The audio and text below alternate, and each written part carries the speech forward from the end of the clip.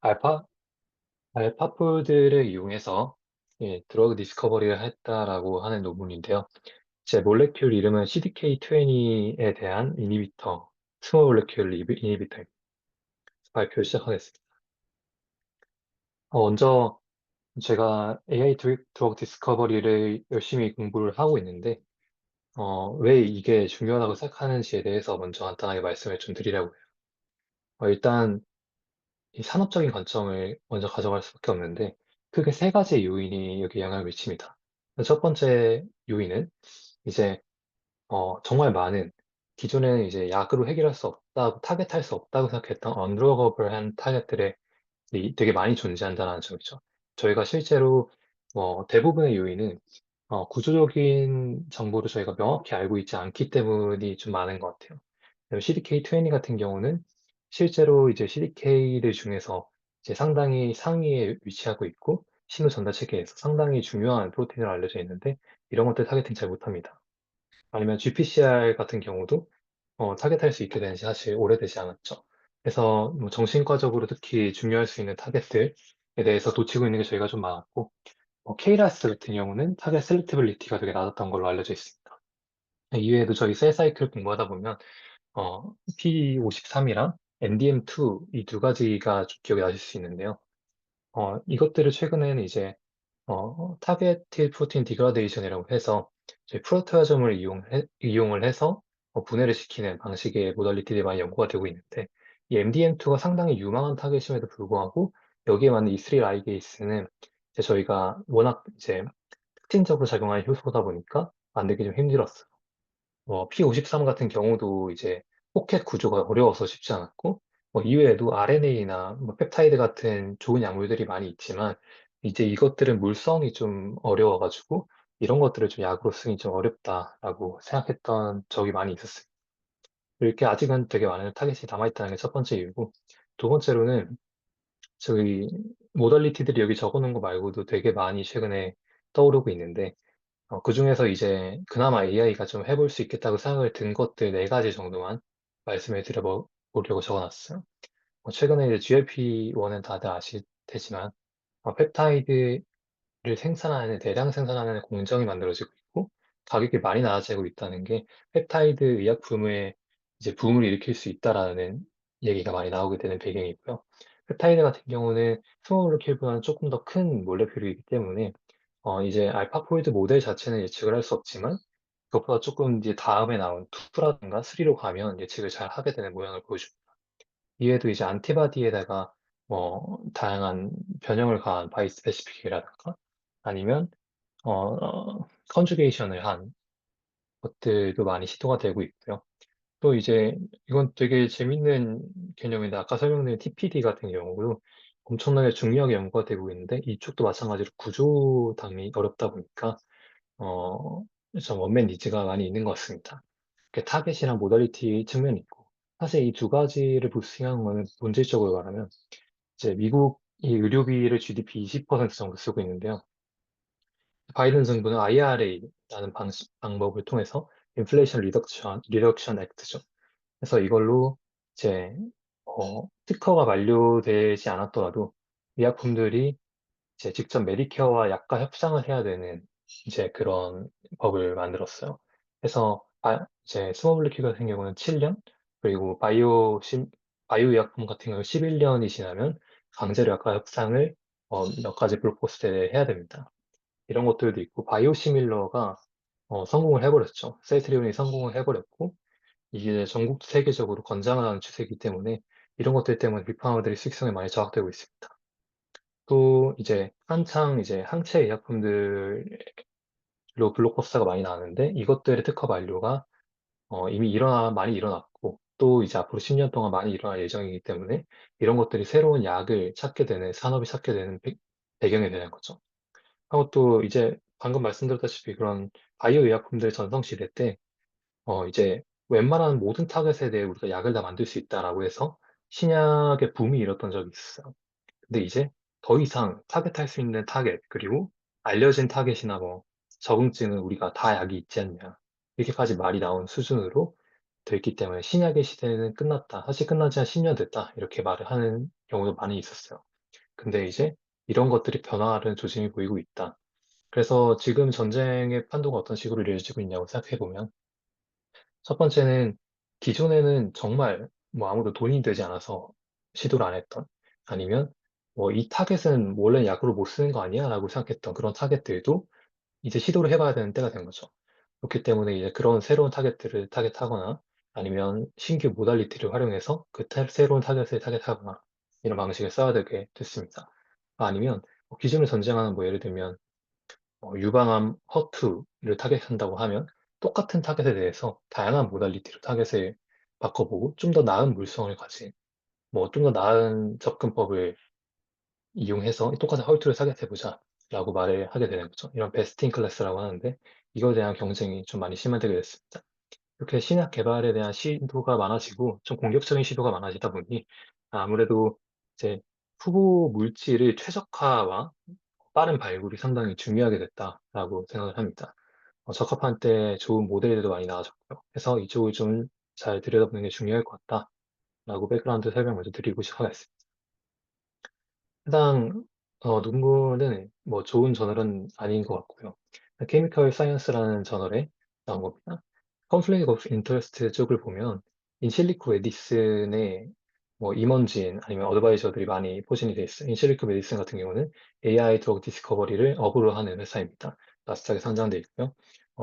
되게 많은 파이프라인을 이미 상 단계로 지금 내보내고 있습니다. 최근에 하나가 3상위가 이상에서 떨어져 가지고 주가가 좀 많이 하락한 적이 있는 회사인데요. 실제 이 논문 같은 경우는 사실상 거의 홍보 역할을 좀 많이 한다. 뭐 이런 점은 좀 아쉬운 점으로 저도 생각합니다. 그래서 일단 CDK20가 어떤 거냐? 방금 말씀드린 백그라운드 기반으로 설명을 좀 드려보면 이제 우리가 셀 사이클 이제 오랜만에 보시죠. 그래서 위쪽에 빨간 동그라미 쪽에 보시면 우리가 셀 사이클 G1에서 S로 가는 쪽 레귤레이션 하는 CDK2 그리고 CDK 이제 4 그리고 6 이 두 가지 컴플렉스에 전부 다 영향을 미치는 상위 레귤레이터입니다. 그래서 CDK20는 사실 뭐 정확한 작용을 어떻게 한다에 대해서 의견이 좀 분분하게 있지만 사이클린 H라는 단백질로 기능이 조절이 되고 상당히 중요하다라고 얘기가 돼 있어요. 세포 성장 분화에 중요한데 여기 더해서 세포 사멸 저항성에도 최근에는 관여를 많이 한다. 또 조직 특기적으로 예를 들어 심장 세포 같은 경우에서는 또 특이하게 작용하게 하더라. 이런 식의 얘기들이 또 있고. 또 저희가 좀 관심을 가지는 이유는 다양한 암종에서 이게 디스레귤레이션 되어 있는 게 이미 많이 밝혀져 있어요. 그리고 특히 HCC에서 B형 감염 바이러스가 이제 HCC가 되는 과정에서 이걸 강화하는 사이클의 핵심적인 요소로 등장하지 않나라고 연구가 되고 있습니다. 근데 이게 기존에는 정확히 CDK20를 타겟하는 약은 사실 없습니다. CDK 이니비터들이 있지 않냐라고 말씀하실 수 있지만 실제로 허가가 된 요소를 보면 CDK4, 6 컴플렉스 뭐 아니면 CDK 패밀리 전부에 대해서 제 허가를 받은 약이지 CDK20에 대해서 검증이 좀 제대로 된 그런 타겟 테라피는 없다고 보시면 될 것 같습니다. 그래서 이런 지금 유망한 타겟에 대한 이야기고요. 실제로 연구 설계가 어떻게 됐는지 한번 보면 다음과 같습니다.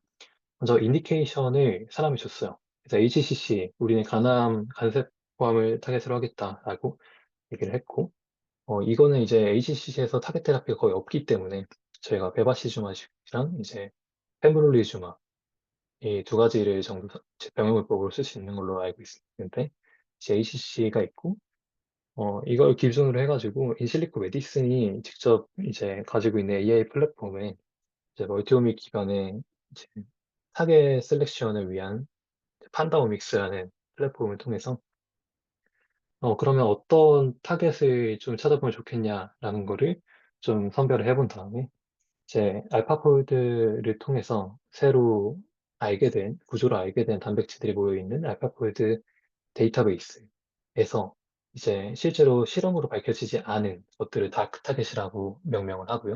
그 다크 타겟 중에서 약물 개발에 적합한 타겟 후보를 20개 정도 선별했습니다.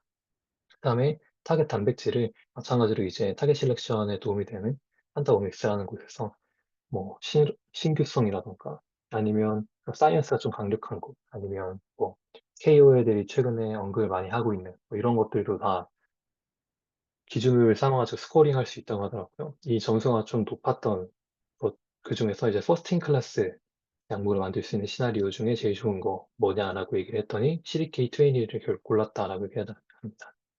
그래서 CDK20는 타겟 설정까지가 끝났고, 사실 그냥 알파폴드로 알게 된 구조의 데이터베이스만 활용을 한 거죠. 이 모델, 이 단에서만 알파폴드가 쓰인 거고, 그 다음에는 이제 케미스트리 42 이것도 인실리코 메디슨이 가지고 있는 AI 플랫폼인데, 이건 이제 시뮬레이션, 그리고 옵티마이제이션을 위한, 네. 그래서 구조 기반으로 이걸 어떻게 좀 더 좋은 물성을 가진 약으로 만들 수 있는지에 대한 시뮬레이션을 좀 많이 해보고, 그 다음에 총 후보 물질 7개 정도 노출을 했습니다. 근데 여기부터는 이제 포인트인데, 7개는 직접 화합물을 제작했어요. 그리고 다양한 기존에 이제 전입선 단계에서 하는 테스팅들을 진행을 실제로 했습니다. 그래서 실험 결과를 확인하고 히트 도출하는 것까지 총 30일 안에 끝냈다라고 이제 이야기를 하는 논문.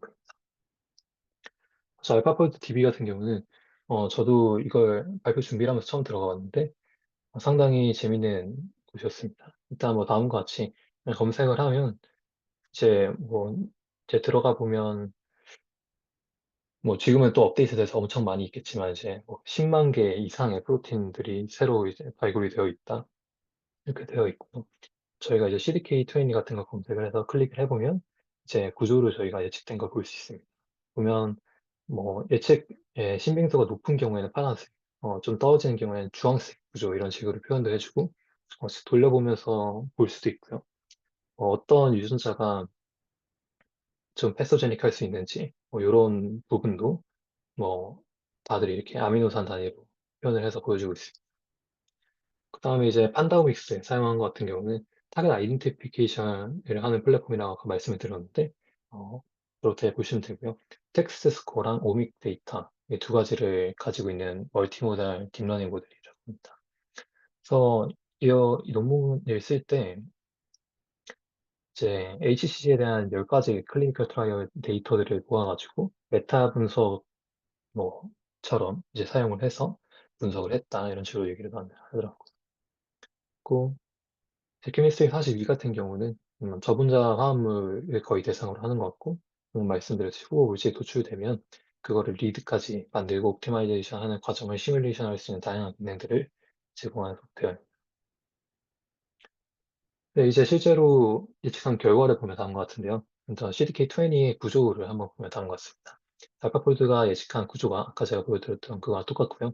보시면 이제 A번이 그 구조인데 좀 전반적으로 이제 컨피던스 레벨이 높지만 이쪽에 주황색 C터미널 쪽에 주황색 부분이 있는 걸 볼 수 있어요. 이거는 이제 예측 정확도가 50%도 안 된다라고 얘기를 하고 있는 거기 때문에 이 부분에 대해서 예측 정확도가 떨어진다는 걸 인지하고 나중에 보면 실제로 불가능한 구조라고 이 연구팀이 판단을 한 다음에 날려버렸어요. 이 주황색 구조를.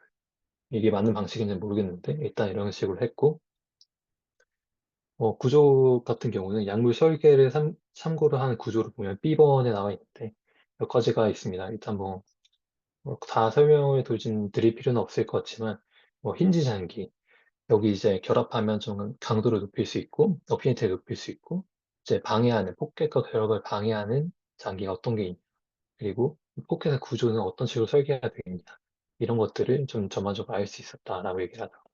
그래서 기본적으로 포켓을 타겟하는 이니비터를 만들자라고 전략을 세워봤습니다.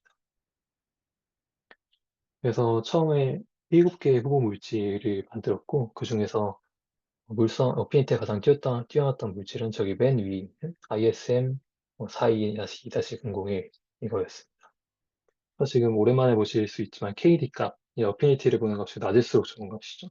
그래서 KD 값이 이제 9.2 정도가 나왔고 이 정도로도 첫 번째로는 나쁘지 않다. 실제 결합하는 구조도 이제 시뮬레이션을 해봤는데 그때는 아까 말씀드린 힌지 장기에 이제 수소배합 2개가 붙어 있고 그리고 류신, 그 라이신 같은 곳에도 결합을 좀 하더라.